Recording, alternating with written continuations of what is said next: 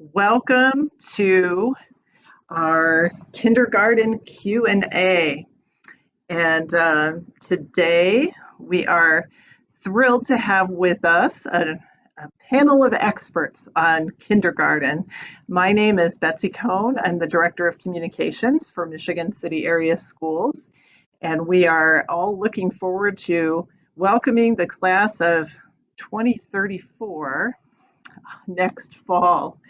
So what I'm going to do is ask all of our experts here to go ahead and introduce themselves. Tell us your name, your role with Michigan City Area Schools, how long you've been with the district, and tell us something that you like about kindergartners.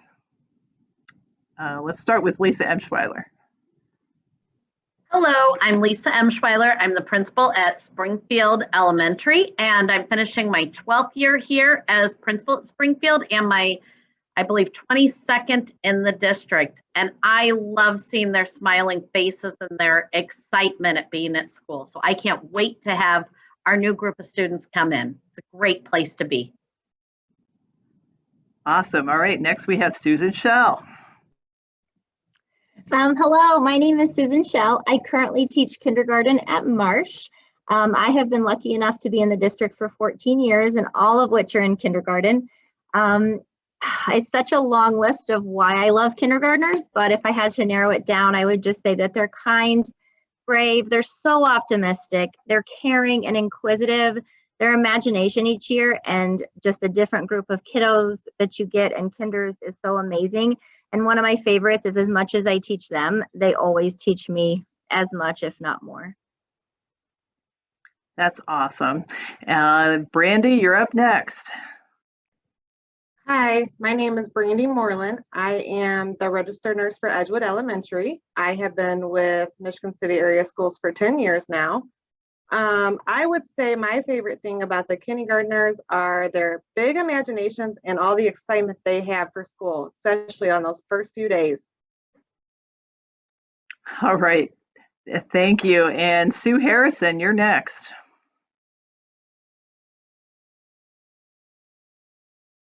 Oh, you're muted, Sue. Yep.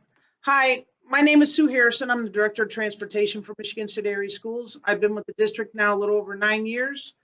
I think my favorite part of the kindergartners coming in is their curiosity and, of course, the stories they tell, because they do love to tell about things that happen at home.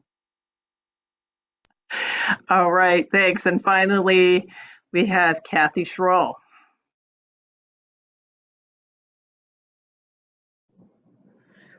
Welcome.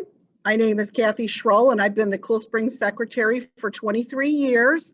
And my own kids went to school here at Coolspring, and so everybody's gone through kindergarten in my household. And the thing that I really like about kindergarten is they are unpredictable. I never know what they're going to say or do, and I love their innocence, and I love watching them mature through the year and grow into a first grader. All right, thank you, everybody. I just want to remind anybody who is watching us this afternoon on the live stream that you can submit a question for our experts here today. There's a link down below in the stream. So, or on YouTube, it's educatemc.net/QA to ask your question. I think we're going to begin today actually where we just left off, and that is with Kathy Schroll. Kathy, tell us, as our expert secretary, tell us what the entrance age is for kindergarten, and also how parents should go about enrolling this year. It's a little bit different than it has been in the past. Yes, it's a little different this year, but we still try to make it as easy and simple as possible for you. First of all, your child needs to be 5 on or before October 1st of 2021. So really your birthday, the qualifying age this year is October 2nd, 2015 to October 1st, 2016. So if your birthday is in that range, then you would qualify for kindergarten. And you simply can enroll. You go to the Michigan City Area School website. There's a little round circle that says kindergarten enrollment. You just click on there and it takes you right to the page where you need to go. And when you start to do the enrollment, you'll just answer the basic questions, fill it out. You'll want to know who your emergency contacts are, and just go through the whole process of putting, if your child went to preschool or anything, you fill out the form. Now, at the end, right before you finish up, there'll be a place where you can attach your documents, which are very important. And some of the documents that you need, the most crucial is the birth certificate from the health department.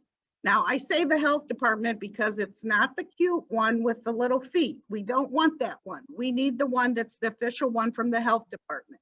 If you don't have your birth certificate from the health department, you can go down there, and I believe they're $8 to $10 to purchase it. And if you can't attach that document when you're doing the enrollment, you can always bring it to the school. You can take a picture, send it on your phone, email the secretary of the school that you're in. You'll also need your immunization records, which Brandi will talk about later on, and proof of lead poisoning, and proof of residency, showing us where you live so that we know that you are in our school district within the district. And then that can be a NIPSCO bill, cell phone bill, bank statement, anything that has your name on it. It doesn't have to have the child's name on it, just the parent's name. We'll need a copy of your ID, whether it's a driver's license or a state ID. This is mostly for photo purposes and stuff like that. And then if for any reason your child has any custody or legal guardianship papers, we're going to need that attached too. And if you cannot attach them, like I say, you can call the school and talk to the secretary, and we'll figure out a way where we either meet you and you can bring them in at the door and we make copies of them, and then we get the process started. And that begins the enrollment process.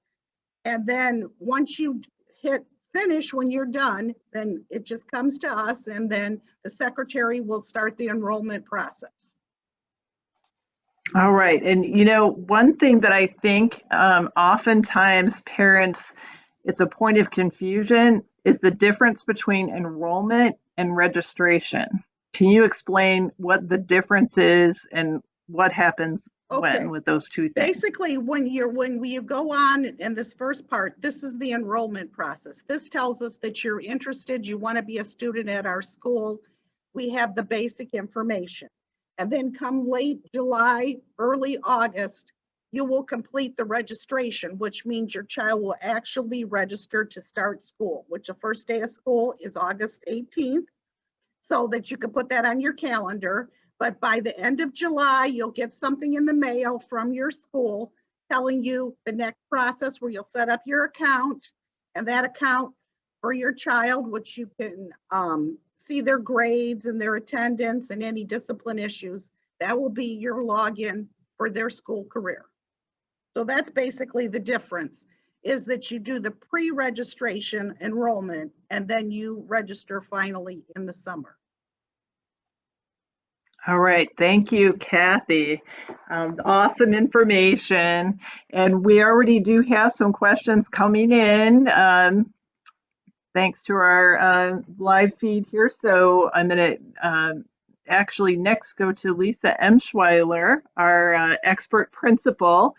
And one of the first questions that came in here is, when do we find out what teacher our child is going to have? That's definitely a big question that lots of parents have. Typically, we will announce that a day or two before school starts. It's really important that everybody gets registered, enrolled, all of that, so that we know class sizes, so that we can make sure that our students are ready to go on that first day of school. As Kathy talked about, the RDS or parent access that they send out for registration, that's where you can go online after you've done everything and find out a couple days before school starts the name of the teacher. And then we all typically do something a night or two before school starts to drop off materials. I plan to do that hopefully again this year with COVID restrictions. Hopefully we're able to do something again so that you can come in and see the classroom and drop off materials so that you can meet the teacher too prior to the first day of school. That's great. I have another question. is there a transition program in the summer, or is there like a jump start or something along that line that our child can Sure. participate As a in? district, we offer kindergarten countdown each summer, and that's held at Lake Hills Elementary. You'll get information about signing up for that once you have enrolled your child in kindergarten, and you can sign up. That's a great way for kids to get to know what kindergarten is about, to start to learn basic procedures and expectations, and also basic things that they're going to be learning in kindergarten. And then past that, each building does different things. Some buildings have jump starts. Some of us have Kindergarten Here I Come in the spring, where we're inviting parents in to get to know and meet the teacher and find out more about what goes on at the building, see the building. So the individual buildings, once you've enrolled, will send you information on what you can do. All right, thank you, Lisa Emshwiller. All right, now we're going to turn it over to our expert teacher, Mrs. Schell here. And actually, we have a parent asking, what are some skills that you would like to see a kindergartner come into kindergarten with? I love that question. Okay, so when we think about a kindergartner who's ready for kindergarten, we look at the whole child. So we're going to look at those social skills, and we want to see if that child, you know, respects others, their personal space, that they're able to listen and follow directions. We would love if they could sit for a story. Now, we're not expecting them to sit for long periods of time. We definitely add lots of movement, but we would like them to sit for a story, answer some questions, and then gradually we build up that stamina throughout the year. We want to see that they, you know, just can listen to other friends, and that they can have positive relationships with their peers and their classmates. We would also love for kindergartners to have their self-help skills. You know, right now at home is a great time for you to have them try first. So try to open their milk, try to open their cereal little boxes, you know, try to do things for themselves, having them use the restroom by themselves, buttoning their pants and zipping their jackets, you know, trying to get them to be as independent as possible. You know, my rule in the classroom is you try first and then I help second. And they usually surprise themselves so much because they're like, I did it. So sometimes when we give them that chance, that they're able to be successful. And the more independent they are, the more confident they get. And, you know, the transition to school is a lot easier too. When we move on to, you know, their gross motor skills, which are jumping and skipping and playing, right now we are beginning to go outside and, you know, use the equipment. And so those big motor skills, those jumping and things like that, that definitely helps them be successful there. And then their fine motor skills, can they hold the pencil? Can they hold the crayon? A fun game that I find that kinders love is making a circle. Can they make a triangle? You know, can you make something with this many sides? And then they love to work together with you. And then when we go on to just, we want students and kinders to just love reading. So, you know, if they see you reading a book, or you're like, oh my goodness, I just read this book and it's so great. And then you sit there and read with them. And if you ask them on the page, what is this character doing? And they're like, the character's jumping or seeing grandma. And you can say, you're reading. That is reading. You're a reader. So them coming in and just knowing that they're that they can read pictures and that they're already successful is a big help to us. And any practice with letters, uppercase, writing their name, you know, those kind of things, counting to 20, recognizing those numbers. And, you know, just doing what you can at home and just having a conversation with your child and just having them talk back and take turns.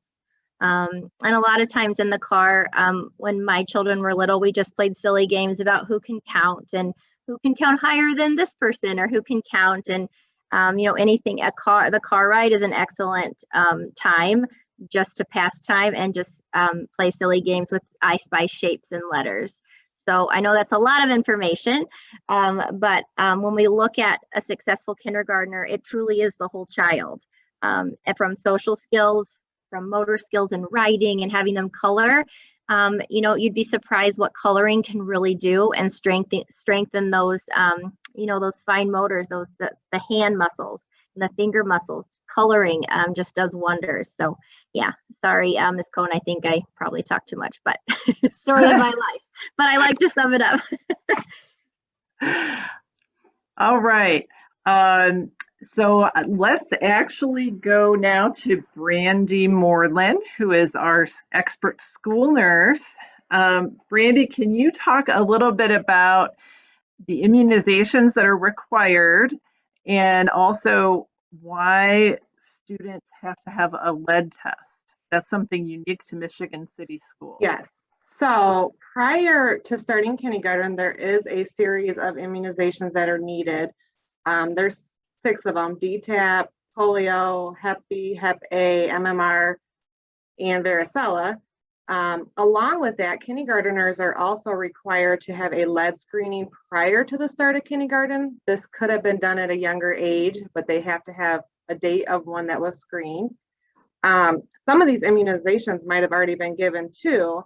So we suggest checking with your pediatrician to see which requirements are still needed, and the pediatrician or the facility where you receive your immunizations can give you a printout to provide to the school. The immunization requirement is a state law, so that needs to be provided before they start their first day of school. You can provide it as early as kindergarten enrollment or up until registration later in the fall. As Kathy Schroll mentioned, there's a way to upload those documents. The nurses sometimes have access to get the records offline, but it is easier if you provide those ahead of time so we can get them checked and make sure everything is good to go before they start in August. If you have any specific immunization or lead screening questions, you can reach out to the school nurses. We are all more than willing to help answer those individual questions. All right. And another question that we got was, what if your child takes, my child takes prescription medicine? So what's the procedure if they take medicine, and also if you want them to have non-prescription medicine? Okay, so all medications, whether it's prescription or non-prescription, must have a written consent on file. These need to be renewed each school year. They will be kept in the nurse's office, locked away in a cabinet, and the student will need to see the nurse if they need either prescription or non-prescription. The only difference really is non-prescription or over-the-counter medicines. The written consent just needs to be signed and dated by the parent, where a prescription medication has to be filled out by the parent and the physician, both dated and signed before we can administer it at all at the school.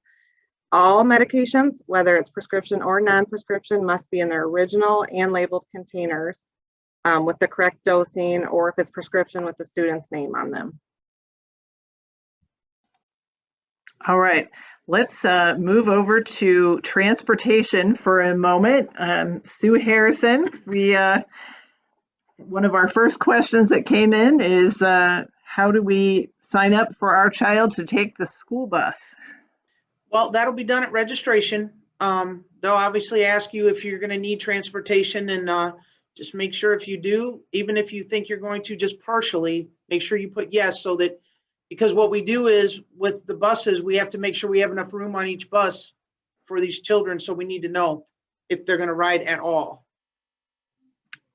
Right. And so how do they find out what time and where the bus is going to be stopping?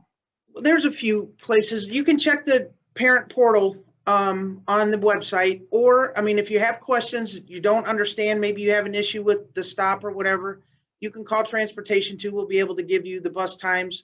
We'll also give you the bus number, the bus stop, and every bus has an animal, so that, especially for kindergartners, pre-K, first graders, rather than try to memorize a 4-digit number, they're going to have an animal like a pig, a cow, a lobster, something like that for them to remember. Okay, there's another readiness activity. Know your lobsters. So something unique also, I think, to the kindergarten age is the need for a parent to be present at the bus stop. Can you talk a little bit about that? Per our board policy, a responsible adult has to be at the bus stop to receive the child, the kindergartner or pre-K. If they're not there, then that child will be brought back to transportation and the parent will be called to have to pick them up here. And it's more of a safety issue. We're not comfortable sending a kindergartner or pre-K walking from the bus stop by themselves. We're hoping after a couple years they'll be able to do that, but there's no way we're comfortable with a pre-K or kindergartner. And one other question concerns babysitters. If your child has to go someplace different in the afternoon because of a babysitter, how does that work? That goes through the school. Or a daycare? It goes through the school, but it also, we have to make sure that it's within the boundaries of that school as well. So it's still, the buses still have to stay within the boundaries for that school district itself, for Springfield, for example. Okay, and I don't know if either Lisa or Kathy, who would want to take that question, if the babysitter lives outside of the school boundary, how do they go about requesting a babysitter transfer, or how exactly does that work? Who wants to take that one? You want me to take it, Lisa? Sure, definitely. Okay, if you live in, say you live in Coolspring District, but you'd like your child to go to Springfield, you need to fill out an elementary transfer request. And then the principals will decide if there's going to be room at that other school where you want to go. But if you decide, so say the Coolspring student wants to go to Springfield and Mrs. Emshwiller says, okay, there's going to be room for them. It's a year-to-year thing, a form you have to fill out. But you would be responsible for your own transportation there because there's no bus that's going to go from Coolspring to Springfield area. So those forms really need to be on file, or your requests need to be turned in before May 1st. That's usually the deadline. And you really don't find out until like mid-August if there's going to be room, if they're going to accept you on that transfer.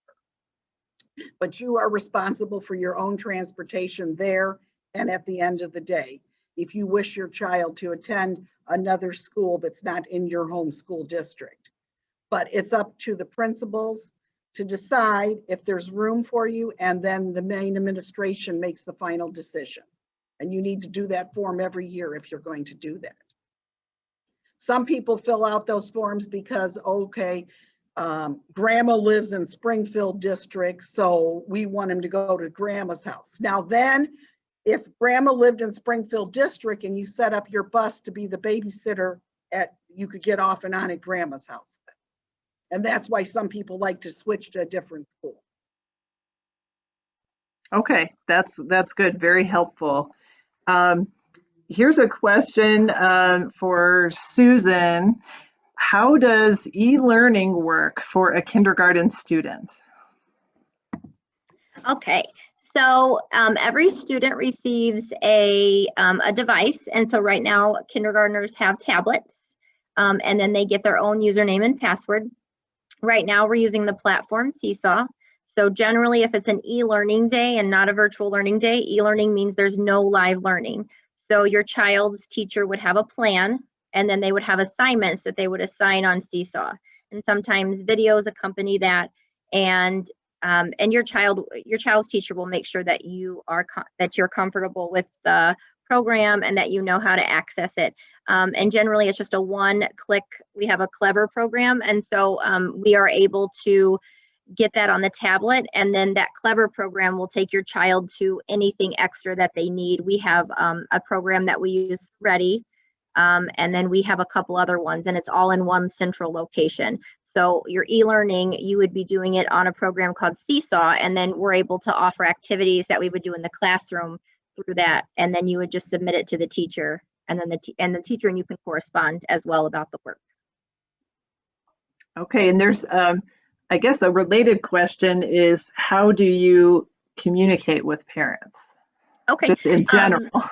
Okay. Well, I know that a few teachers around the district use Class Dojo, which is a great, you do it on your phone and it's an app. They also use Remind. And then you can also do through, I believe, the parent portal, but most kindergarten teachers will either use Class Dojo, Remind. We send home newsletters, classroom newsletters in addition to school newsletters.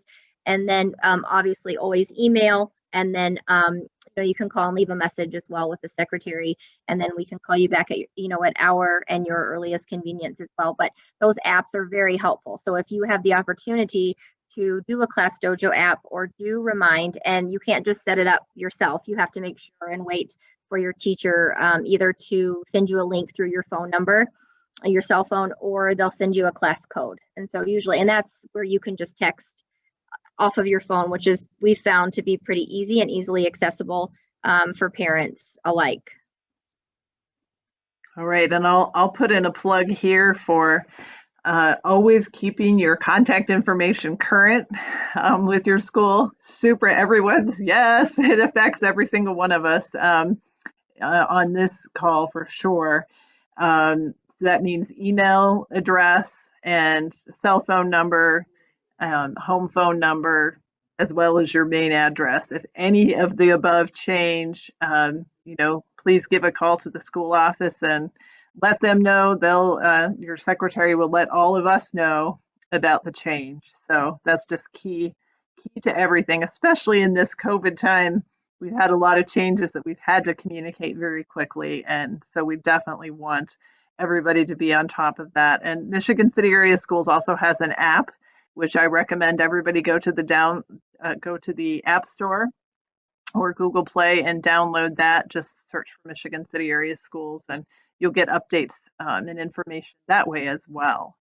I'm going to ask Lisa Emshwiller now to weigh in on this next question, kind of a multi-part question, but in general, it's can you talk about what has changed due to COVID, the main changes that my kindergarten will see at school, and I guess you can just take it from there. Sure. And I can talk about what's changed this year. Again, we're still working on what it's going to look like next year as we look at numbers, as we look at, positivity rates and people being vaccinated. But for right now, what we're doing is, our number one concern is always making sure that our children are safe. So we are doing everything that we can to ensure that. Students are wearing masks every single day. As from when they get on the bus to when they get off the bus at the end of the day. We are, and honestly, I know that's a concern that a lot of people had. Our students are doing a wonderful job with it. They are fabulous at wearing their masks. They're much better at it, I think, than a lot of us as adults. They adapt better than some of us. So we do have that. We do have dividers up in the classrooms too, to ensure another area of safety that is taken down at times as they're looking at the board or doing some activities. We're having our students physically distanced apart in our lunchrooms. We're making sure that we are separated so that students are able to take their masks down. We're working in small groups still because that is a huge part of all education, but especially kindergarten as well. We're just really limiting the time that we're doing that. So, and we are not having visitors currently in the building. So if you need to come to school and do anything, you just buzz and we come right out to you. Again, our students have adapted amazingly to it. I know Susan and Kathy can probably speak on this as well. They walk to their classroom just fine. They they do just great coming into the building. They are wonderful and they have risen to the occasion. I'm hoping that we can take some of the barriers down next year as we start out the year. But again, we're just doing everything that we can to make sure that kids are safe, but it's not in a scary way. It's not in any kind of, the kids are adapting and it's a happy, happy place to be for our kindergartners and all of our parents and staff and students and everything. And I guess a related question is, will there be field trips next year? We are really hoping that there will be field trips next year. Our plan is that we can do it, but again, it's all dependent upon making sure that it's a safe opportunity for our students. All right, and one other question is about behavior. So I'll let you speak to that one too. What are your expectations for behavior and what are consequences for behavior? Sure. Elementary principals, and I would say elementary staff in general believe very much in teaching correct procedures and teaching our expectations, because we know people come from various backgrounds, various experiences, and we want to make sure that our kids know what they need to do to be successful learners.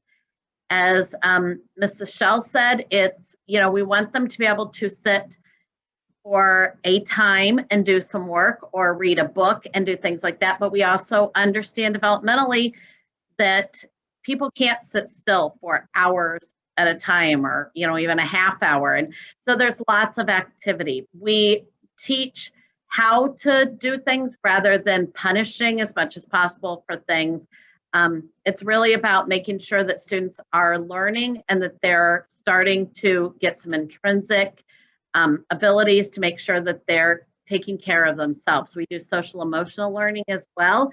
We do the Second Steps program, and that program allows our students to really learn common language and how to handle their own attitudes, their own beliefs, disappointments, how to make sure that we're providing a healthy environment for all of our students and teaching them how to be good students and good citizens.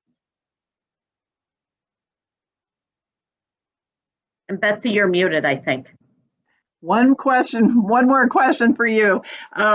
What are magnet schools and how are they different from the other elementary schools? Sure. We have two magnet schools in the district. We have Pine, which is a fine arts school, and then we have Lake Hills, which is a STEM school. All of us have boundaries, attendance boundaries based on where you live, but these two buildings also take students in as magnets. So for the fine arts school, they have different activities. They offer band at an earlier age. They do more with the fine arts, art, music, activities like that, and offer some extracurricular as well as during the day. The Lake Hills as a STEM school offers things in science, technology, engineering, and math, more activities after school, maybe some different partnerships. All the buildings, though, are really focused on educating all of our students. Many of us have a robotics team. We have art clubs. We have different activities as well. So it's just they have more of a focus on those things. But all the buildings provide a well-rounded education, I would say, for all of our students and great experiences. For parents that are interested in magnet schools, there is an application to fill out, and it's based on a lottery system and the amount of room that the buildings have as to whether they can take them or not. If a child is chosen to be part of the magnet school, they do provide transportation to Lake Hills and Pine for those students. Okay, and I think this one's for Susan. The question is, what testing is there in kindergarten, and what kind of grades do children receive in kindergarten? So when students first come, we usually do like a beginning of the year assessments, just checking letters and sounds. We like to observe students to see how their social skills are and see how if they can cut, and we kind of do some observational checklists.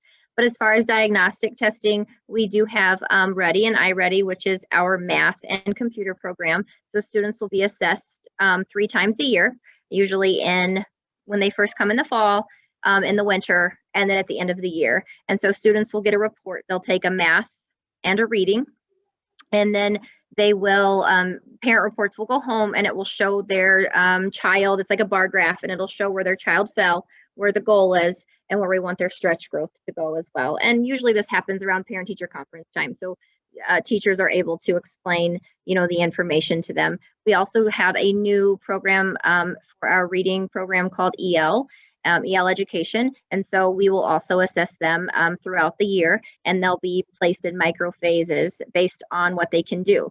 So we also do flex grouping in our classrooms, in our kindergarten classrooms. So students are working on the skills that they need to be successful. So, if we have one group that needs to know their letters and we have another group that's already reading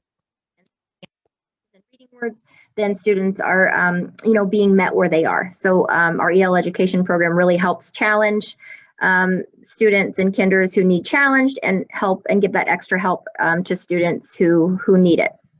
When we do grades, we do trimesters. So you'll get 3 report cards, usually in isn't it November, and then February, and then I believe the end of the year. And so we usually rate them right now. Currently, it's a number system. So 4 means your child's on level. 3 means they're almost there. 2 means we're having a little trouble. And if we see a 1, ones or 2s, we always look and say, okay, what can we do for your student and your child? And we'll meet, and we'll talk with you, and we'll see what are some things that you can do at home. What are some things we can do at school to help your child grow? And if there are other concerns, we also have some committees at schools, and we can kind of go from there as well. All right. Well, this has been a fantastic group of experts. And what I would like to do is just to ask each of you if there's a question you didn't get asked that you think is really important for families of kindergarten students to know. Leave us with that parting word. And I'm going to start with Kathy Schroll. Well, I would just touch a little bit about breakfast and lunch because they're free to all Michigan City area schools. But even even though breakfast is free, you still have to pay for textbooks. So when you do your registration, make sure you fill out the free and reduced lunch form because it is tied to if you would be paying $54 a semester or if you're going to pay just for the supplies, which is $6.25 a semester. So you want to make sure that you fill out the free and reduced lunch form. If your child is going to be absent, you need to call the office and let them know so that we can mark them and know that they're out sick, or if they're at the doctor, or if you had to go to a funeral or something, then we know what the reasoning is. If you don't call the office, you'll get a call daily and say your child was absent and you need to check in and let us know. Because attendance is very important in achieving good education. You need to be here every day. So it's very important. And I just want to say, feel free to call the offices anytime. Our secretaries are always there to help you. We consider there are no dumb questions. So if you call and say you have a dumb question, then we're going to say, there are no dumb questions. We may give you a dumb answer, maybe not. But, we were all first-time parents that sent our kid to school and you're nervous about it and everything. But you just need to know that we will take very good care of your child and we want the best for them. So good luck in kindergarten and we welcome you. Awesome. All right, Brandi, let's have a final word from you in this crazy COVID year as a school nurse, huh? Yes. So like Betsy was saying, it is a crazy COVID year. She did mention about keeping your contact information up to date. That is super, super important. We want to be able to reach you in a timely manner, whether your kid is injured or sick, or if there's even a concern that's not urgent, we just want to be able to reach out. So please make sure that your phone numbers are up to date, emails, and in regards to COVID or even illness in general, just make sure their health history is completed. That way we can do a full assessment and try to determine, if there's an underlying cause to why they might not be feeling well, and how we can help that situation and make a plan of care before we make any decisions as far as, sending them home regarding COVID or an isolation process. So again, that is important at any time in the year to update us with contact information or any health changes. And always feel free to reach out to us. We would love the communication. We like to hear from parents. We like to update their files. You can get us by phone, email, any way that's easy for you. With any questions regarding, their health, their injuries, changes in medical, immunizations. We do screenings throughout the year. So just communicate with us and we will do our best to handle it the best way that we can and get them the best plan of care. We cannot wait to see all you kindergarteners come August. All right, thank you, Brandi. Sue Harrison, you're next. All right, well, I got to bring up a little safety. So the biggest thing I would say is make sure that your child is ready and waiting at the bus stop every day. They shouldn't be in the house. They shouldn't be in the car. You know, we worry about kids running to the stop, and make sure that they're standing there and waiting for the bus to come to a complete stop before they move. The driver will then motion for them to get on the bus. I mean, it's really important that they have to understand that there's a 10-foot window around the entire bus that's considered the danger zone that the driver cannot see. So, and I think you just have to instill in your child just to be safe. If they drop something around that bus, they just need to tell the driver, don't go back to pick it up. So it's just things we try to instill, and the driver will too. Well, it's just not me talking now. The driver will instill it as well. But of course, I have to bring up safety. All right. Safety is your middle name. All right. All right. Susan Schell, parting words. Yes, of course. One of the things I forgot to mention is that sometimes, kindergarten can be such a big change for parents and kids alike. And so I just start that conversation. You can start it now and just talk about how kindergarten is and how exciting it will be starting, your child on a bedtime, or children. I had twins, so you could have twins starting them on that routine, starting them on that bedtime, talking to them about how exciting school is, maybe driving by one day and just saying, there it is. So I think the sooner that you start the conversation, the easier it will be. And please know that we know that you are your child's first parent, and we can learn so much from your child from you. And if you ever have any concerns or anything, please reach out to us. We want your child to be the best they can be, and we can only do that with open communication. So, I just implore you that if you ever have a question or a concern, please don't hesitate to reach out and contact your child's teacher. We have wonderful counselors. We have wonderful, principals and everything, and we truly work together as a team. So please don't hesitate to think that you're alone or anything else. And as always, it's always like Christmas. I always say in August, just because, you just never know what you're going to get, because it's always a surprise. So I can't wait to meet you, the ones who get to come to Marsh in August. All right. Thank you. And winding up for us is Lisa Emshwiller. I just want to say that I'm going to piggyback on what Mrs. Schell said, and that is the importance of parent involvement. This year again has been a very different year than in years past, but having parents involved is so important. Every building has a parent group. I really encourage you to become a part of it. Once you start in kindergarten, you're with us for 7 years, and it's great for you to be a wonderful part of our buildings. We need your support. We need your help. We need to learn from you, and we need to work together. Our students are most successful when we are working together. We care about our entire Springfield family, or our entire MCAS family. It's not just our students, it's the whole family. So we're here to work with you, and we want to support you, and we want to support them. And this just makes me so excited to have our new group coming in and to see our kindergartners. So thank you. And anytime, reach out to the principals, the teachers, the secretaries, the counselors. We really are here to support in any way possible. All right, then. Thank you, everybody, for tuning in to our kindergarten Q&A. This has been a wonderful time, and with some wonderful experts here. So thank all of you for being here. Just want to remind everyone that Kindergarten Roundup is going on this week online. Just come to our website, educatemc.net. Click the link there to get started. You'll be enrolling, and then you'll just receive all kinds of further information from us. We just so look forward to welcoming your child in August.